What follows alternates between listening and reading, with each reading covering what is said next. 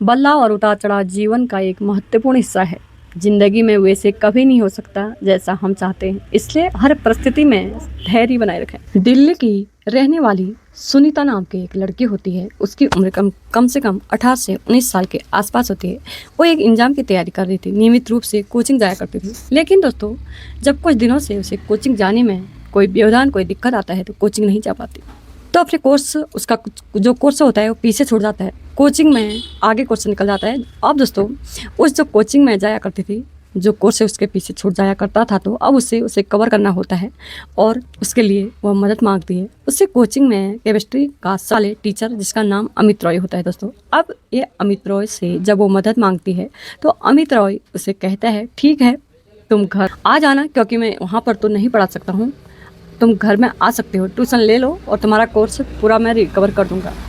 दोस्तों, अब जो सुनीता होती है वो उसकी बात ठीक है कहती है, मान लेती है। उसके बाद सुनीता जो है वो होम ट्यूशन लेने के लिए अमित रॉय के घर चले जाती है, अपने टीचर के घर चले जाती है। दरअसल जो टीचर था अमित रॉय, उस स्टूडेंट में पढ़ाया करता था और वो खुद भी जो था वो यूपीएससी की तैयारी कर रहा होता है। और जब सुनीता कोचिंग लेने के लिए, ट्यूशन लेने के लिए उसके घर जाया करती थी, तो जो टीचर था उसके घर पर तो और तो कोई नहीं आता था स्टूडेंट, अकेली सुनीता ही रहती थी। और अकेला टीचर रहता था अपने कमरे पर। और इसी होम ट्यूशन पढ़ाने के दौरान दोनों की नज़दीकी बढ़ने लगी। और नज़दीकी इस प्रकार से बढ़ती है दोस्तों कि एक दिन दोनों के बीच सारी संबंध बन जाता है, एक रिश्ते का जन्म हो जाता है। और इस एक दिन जब सारे संबंध बने तो ये सारे संबंध अब हमेशा बनने लगे, क्योंकि वो दोनों अकेले थे। अब दोस्तों, एक दिन उसे कोल्ड ड्रिंक पीने के लिए देता है जो अमित होता है, उसका जो ट्यूशन टीचर होता है, वो कोल्ड ड्रिंक पीती है। ट्यूशन होती है, कोल्ड ड्रिंक पीती है। जब ट्यूशन में होती है तो उन दोनों के बीच जो होता है सब कुछ होता है। सुनीता घर आकर के पहुँचती है रात को 2 बजे 3 बजे के बीच। अचानक से सुनीता की तबीयत बिगड़ गई और घर वाले जब भाग के कमरे में पहुंचते हैं तो सुनीता के मुंह से झाग निकला होता है। और सुनीता जो होती है वो अपने भाई से कहती है कि उसने जो है सल्पास खा लिया। परिवार के पैरों तले जमीन खिसक जाती है। हॉस्पिटल लेकर भागते हैं, लेकिन वहाँ जाने से पहले ही सुनीता जो थी वो दम तोड़ चुकी थी। डॉक्टर ने पुष्टि की थी कि इसने कुछ जहरीला पदार्थ खाया है, जिसकी वजह से इसकी मौत हुई है। पुलिस केस बन चुका होता है। पुलिस घर पर आकर पहुंचती है और घर पर आकर के सुनीता के कमरे की तलाशी ली जाती है, तो वहां पर एक सुसाइड नोट बरामद होता है दोस्तों। और दोस्तों, ये सुसाइड नोट में एक लंबा चौड़ा सा सुसाइड नोट होता है। उस सुसाइड नोट में जो कुछ लिखा होता है, और उसके बाद इस घटना में, इस कहानी में ऐसा मोड़ आता है और जहाँ पर एक कहानी जाके ख़त्म हो जाती है। दोस्तों, अगर आप इस कहानी को शुरू से अंत तक पूरा सुनोगे तो आप सोचने पर मजबूर हो जाओगे। वीडियो तक अंत तक बने रहिए। दोस्तों, अब मैं आगे बात करती हूँ ये वीडियो में, आखिर वो लड़की को जहर क्यों खाया, क्या हुआ इन दोनों के बीच में। मैं शुरू से एक कहानी बताना चाहती हूँ, आप सुने ज़रूर। दोस्तों, आज की ये जो कहानी है यह किसी के लिए नहीं, मिसाल है, एक मोटिवेशन है। आखिर सच क्या है, गलत क्या है, कौन दोषी है, कौन बेगुनाह है, यह एक साइड है। लेकिन इस कहानी का जो दूसरा साइड है ना, इंसान के अंदर है कुछ कर गुजरने का एक ऐसा जज्बा है, एक ऐसा मोटिवेशन है, पैदा करती है कि सच में इंसान सोचने पर मजबूर हो जाएगा। जैसे बताया था कि वाली सुनीता जब पीछे से अमीर से कोचिंग लेती है। अब इस प्रकार से मामला चलता है और वो अचानक से आत्महत्या कर लेती है, सुसाइड कर लेती है। और सुसाइड नोट में पुलिस पढ़ती है तो उसमें साफ साफ लिखा होता है कि मेरी मौत जिम्मेदार और कोई नहीं, सिर्फ उसका टीचर है। उसने उसका शारीरिक शोषण किया है, उसके साथ दुष्कर्म किया है, उसने अपने प्यार के जाल में फंसाया है। अब दोस्तों, उसके साथ संबंध बनाए और सोचती थी कि वो उससे शादी करेगा। सब कुछ अच्छा चल रहा था उनके बीच। लेकिन एक दिन अमित ने एक ऐसी बात कह दी कि सुनीता से, जिसके बाद सुनीता के सारे सपने चूर हो गए थे, टूट गए थे। उसमें लिखा था कि उसके जो ट्यूशन टीचर है उससे कहा था कि मैं तुम्हें जो है मेरे एक दोस्त के साथ भी सारे संबंध बनाने होंगे। उसे अपने उस दोस्त से कुछ अपना काम निकलवाना था, इसलिए सुनीता से तुम मेरे दोस्त के साथ भी सारे संबंध बनाओगी। सुनीता ने सोच लिया कि अमित उसे प्यार नहीं करता, अब सिर्फ और सिर्फ उसका फ़ायदा उठा रहा है, उसको भोग रहा है। और वो पूरी तरीके से टूट चुकी थी। दोस्तों अब अपने घर में क्या मुँह दिखाएगी, समाज में क्या मुँह दिखाएगी, और उसकी जीने की इच्छा ख़त्म हो गई। दोस्तों जब कोई धोखा देता है तो सच में जीने की इच्छा तो ख़त्म हो ही जाती है, क्योंकि उसके भरोसे वो शख्स जीता है, वो इंसान जीता है, किसी के उम्मीद से तो इंसान जीता है, उसकी ज़िंदगी चलती है, भले उम्मीद पूरी हो न हो। लेकिन जब ये लड़की ने उसकी उम्मीद ही तोड़ दी तो उसका जीने का मकसद ख़त्म हो गया, लड़की टूट चुकी थी। दोस्तों अब दोस्तों जिंदगी इच्छा ख़त्म तो हो गई थी, लेकिन दोस्तों क्योंकि प्यार जो था वो विफल हो चुका था और उसके दर्द के चलते उसने सल्पास खा लिया और उसकी मौत भी हो गई। दोस्तों गिरफ्तार तो कर लिया जाता है टीचर तुरंत अमित रॉय को। अब उसे MCR में जेल भेज दिया जाता है और उसके बाद जो लोअर कोर्ट में जब सुनवाई चलती है तो लोअर कोर्ट उसे जो अपराधी घोषित करता है और दुष्कर्म के इंजाम में 7 साल की सज़ा और सुनीता की मौत का जिम्मेदार मानते हुए उसे उम्र कैद की सज़ा सुनाती है।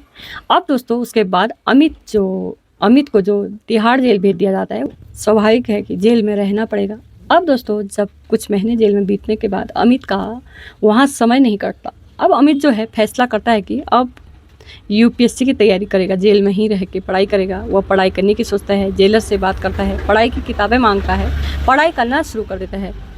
जेल में ही लाइब्रेरी होती है, वहाँ से कुछ मदद मिलती है। जेलर और वहाँ का जो स्टाफ होता है, अधिकारी लोग जो भी होते हैं, लोग देखते हैं कि लड़का जो है पढ़ने में बहुत तेज है, बाकी कैदियों से कोई वास्ता नहीं रखता, अपने काम से काम रखता है, उसकी मदद करते हैं। अमित पढ़ने में लगता है कि उसके पास पहुँचते हैं। एग्जाम UPSC की पहली एग्जाम जो होती है वो क्लियर कर जाता है अमित। उसके बाद जब वो मैक्स एग्जाम होती है तो उसे भी क्लियर कर जाता है और उसके बाद जब इंटरव्यू होता है उसे भी क्लियर कर जाता है। इसी से कुछ चलते चलते 5 साल का समय बीत चुका था। दोस्तों यह केस जो शुरू हुआ था 2003 में, और अब 2003 में आत्मदाह किया था सुनीता ने। इसके बाद इसे सज़ा हुई थी, जेल में आया था। 2004 से पढ़ाई शुरू की थी इसने।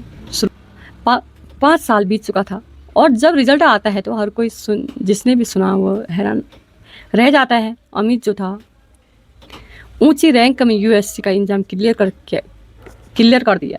हायर रैंक के साथ पूरे ज़िले में खुशियों का माहौल था। पूरे ज़िले अधिकारी जेलर भी सब खुश थे, पूरे कैदी भी खुश थे कि जेल में रह के एक लड़के ने जो है UPSC का एग्जाम क्लियर किया। यह IAS बन चुका था। अब दोस्तों बिना किसी कोचिंग के उसे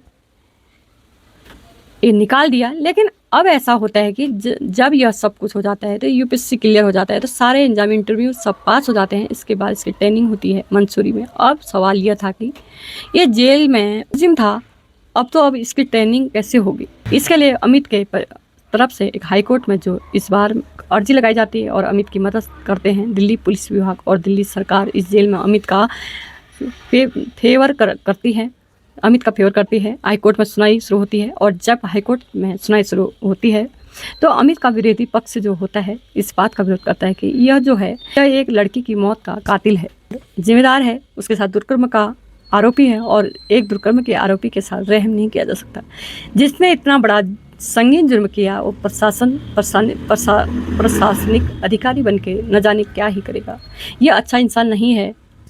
अब दोस्तों उन लोगों ने पहले ही साबित कर दिया कि, लेकिन हाई कोर्ट में जब मुकदमा फिर से चलता है तो हाई कोर्ट जब पूरे गवाह सबूत सब देखता है, कोर्ट यह कहता है कि किसी की आत्मदाह के लिए किसी को जिम्मेदार तब ठहराया जा सकता है जैसे अगर कोई फांसी के फंदे पर झूलता है तो अगले व्यक्ति ने अगर उसे रस्सी ला के दी हो, उसकी मदद की हो, या फिर अगर किसी ने जो है कुछ जहर खाया हो तो उसे पॉइजन ला के दिया हो, उसे प्रेरित किया हो, तब वो उसे ऐसे केसों में अपराधी माना जाएगा।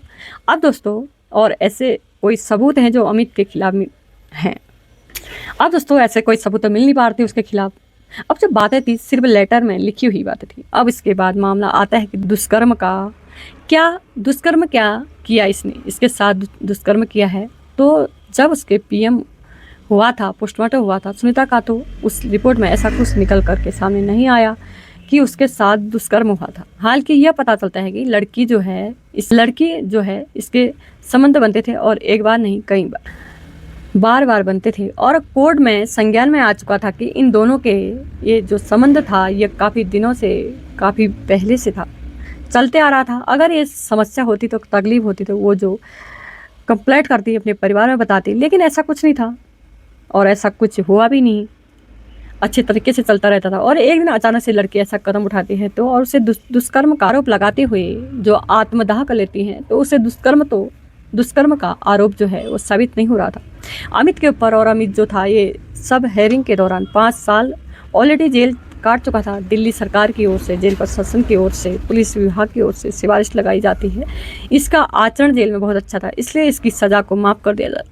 ऑलरेडी 5 साल जेल में काट चुका होता है और इसने जेल में रहते हुए यूपीएससी का पूरे एग्जाम को इतने हायर रैंक में क्लियर करके लोगों के लिए वहाँ सज़ा काट रहे मुजिमों के लिए एक गलत रास्ते पर युवा निकल पड़ते हैं, इसके लिए ये बहुत बड़ा एग्जाम्पल है समाज में, देश में सेट किया है। तो ऐसे व्यक्ति के साथ थोड़ा रहम तो दिखाना चाहिए और हाईकोर्ट को भी यही ठीक लगता है। और हाईकोर्ट जो है इस साल की सज़ा पूरी होने के बाद उसे जो है अब उसके बाद बाइज्जत बरी कर देता है। लेकिन जैसे ही वो बरी होता है तो कई संगठन निकल कर सामने आते हैं, महिला आयोग भी सामने आ जाता है, सुप्रीम कोर्ट में भी एक पिटीशन तैयार की जाती है महिला आयोग की, और यह दुष्कर्म आरोपी और कम से कम 7 साल तो इसे जेल रखना ही चाहिए। और अभी सिर्फ 5 साल ही हुई हैं, लेकिन सुप्रीम कोर्ट आयोग से कहता है कि तुम जो है किसी भी क्रिमिनल केस में डायरेक्ट पार्टी नहीं बन सकते। उसकी पिटीशन खारिज कर दी जाती है और उसके अमित को जो खुले आसमान के नीचे सांस लेने के लिए आज़ाद हो चुका था, सुप्रीम कोर्ट से भी वह बरी हो चुका था। अब उसके बाद वह जाता है, अपनी ट्रेनिंग पूरी करता है और वह वहाँ से आईपीएस अफसर बन के निकलता है। तो यह एक बड़ा एग्जाम्पल उस लड़के ने सेट किया। 2010 में वो आईपीएस बन चुका था। हमारे देश में पूरे इतिहास का यह पहला एक ऐसा मामला है जब किसी व्यक्ति ने जेल में रहकर इतना हायर एजुकेशन अपने दम पर किया और अपने दम पर उसका मुकाम को हासिल किया बिना कुछ टेंशन ली।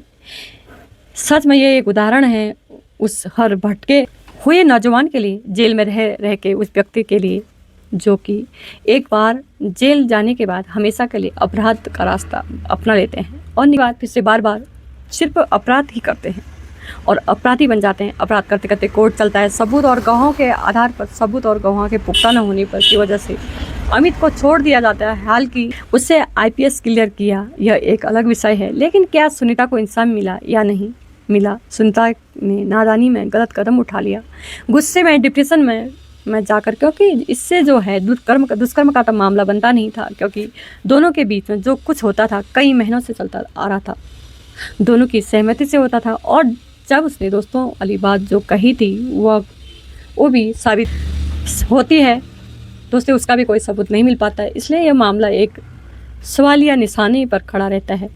क्या सच में सुनीता के साथ गलत हुआ? क्या सच में सुनीता को इंसाफ मिला? नहीं मिला। लेकिन दोस्तों अमित ने जो किया आखिर होता वही है दोस्तों, जो कोर्ट का जो फैसला होता है वही अंतिम होता है। कोर्ट ने अगर किसी को बरी कर दिया तो उसके बाद वो निर्दोष तो होता है, बेगुनाह ही होता है। और अब अमित जो था बेगुनाह था और एक आईएएस अफसर बन चुका था।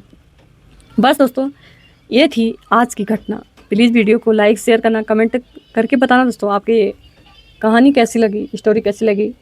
सावधान रहे, अपनों का ध्यान रखें, क्योंकि सावधानी सुरक्षा होती है। दोस्तों देखो, जब किसी का भरोसा टूटता है तो कुछ भी करने के लिए चल पड़ता है, इसलिए किसी का भरोसा नहीं तोड़ना चाहिए। अपना विश्वास हमेशा उसके साथ बनाए रखना चाहिए। दोस्तों आपका बहुत बहुत धन्यवाद हमारे साथ जुड़ने के लिए।